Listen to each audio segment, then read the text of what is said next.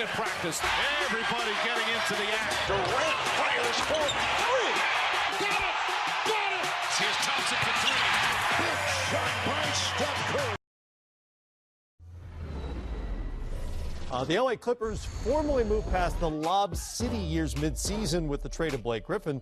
They'll move forward now with a pair of first-rounders, Kentucky's Gilgeous-Alexander and Jerome Robinson, a 20-point scorer at Boston College. But Sekou, DeAndre Jordan's decision to opt in or out will have a lot to do with how their summer goes. Yeah, and I'm not convinced that they want to completely rid themselves of the Lob City era. I know that was stated plainly when Doc Rivers came on board, that this is no longer Lob City, we're doing something different. Trying to establish themselves as a playoff powerhouse. They could get only so far shedding that label. Now you don't even have the pieces for Lob City. Right. DeAndre's the only one left, and he might not be there. To me, this is about a really hard decision for the Clippers. Do you want to start over completely? And do you want to hand the ball to, Shai Gilgeous-Alexander and start fresh with a young crop and completely change your DNA and who you are? Or do you want to hold on just a little bit to what was there before and see if you can rebuild it, if you can patch it together and rebuild it? I don't know if you can patch this thing back together if you're the Clippers. Well, it's interesting because they kind of said after the Griffin trade that they didn't want to hit rock bottom. They wanted to continue to be competitive. Yeah, but it's going to be tough to be competitive. I know Sekou's talking about Doc Rivers didn't want this team to be known as Lob City. Well, they look like they're in for a rebuilding process. They're going to be known as Sob City for a while. Because it's going to take a while for them to put these pieces together and get things in place.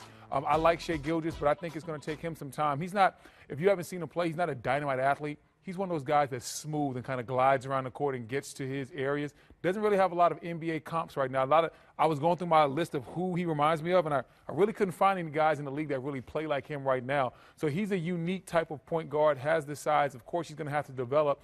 Doesn't really have that outside jumper. But I think they're building for the future. Of course, they also are in on the Kawhi Leonard sweepstakes. They've been trying to get in on it, but now that the draft has passed, I'm not sure if they'll be able to do that either. So it's going to be tough where this team goes. I think rebuilding is inevitable, and they got a good young piece in Shai Gilgeous. I'm not sure if he's going to be the franchise guy, but I think he's a piece of the puzzle of them moving forward. I like Shai. I think Robinson's a terrific scorer. I forgot about Jerome Robinson, Coach. Yeah. 21 points per game in the ACC. I like him. He can really score. Here's a question for me to throw out. Does it matter what the Lakers are doing as far as the Clippers are concerned? Always. Is there a pressure there that they go in a certain direction right now? Always. Yeah, I think to some degree, but I think I'm going to be on the complete opposite side of this from Brendan, and maybe to a certain degree, Sekou. I look at this as the best coaching job Doc Rivers maybe has ever done to get what he got out of that group. They missed more games out of their top 8 rotation pieces than any team in the league by a lot. They basically lapped the field. So they have a lot of reason to believe that when they're healthy, those pieces they have coming back, added to what got them to the record they had, which was staggering, is actually going to be pretty good. And I think they feel like they can be highly competitive. They're really playing for free agency next year. Right. And they've done it very, very well. They are playing a very mindful long game in much the same way that Brooklyn is. They're doing it with without high-value draft picks, but they're doing it in a very thoughtful way. And I really like what they did going back to the Blake Griffin trade. It sets in motion the next thing. And I think they're very well teed up moving forward with this group. And I think Shai added to the group that they have of Teodosic and Patrick Beverley, were he able to come back healthy, is really nice ball handling, length, defense, and it gives you a chance. Shai's a serpentine, sort of crafty, maybe Patrick McCaw, Sean Livingston-like.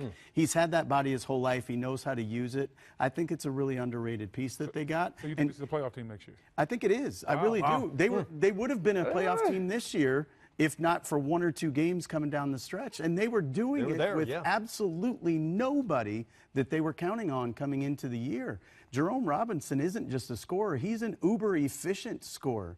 He led the ACC in scoring and wasn't even leading their team in field goal attempts until the 14th ACC game. Right. So it's a rare piece. I think Coach asked a very important question, though.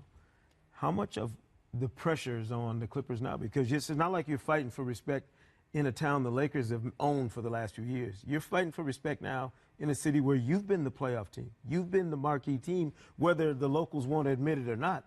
And now the Lakers are trying to ramp back up and beat you to that spot again. I think it's a great point that Coach brings up. To me, it's always a dynamic in Los Angeles. They've been the little brother for so long in that market, regardless of what's happened in recent history.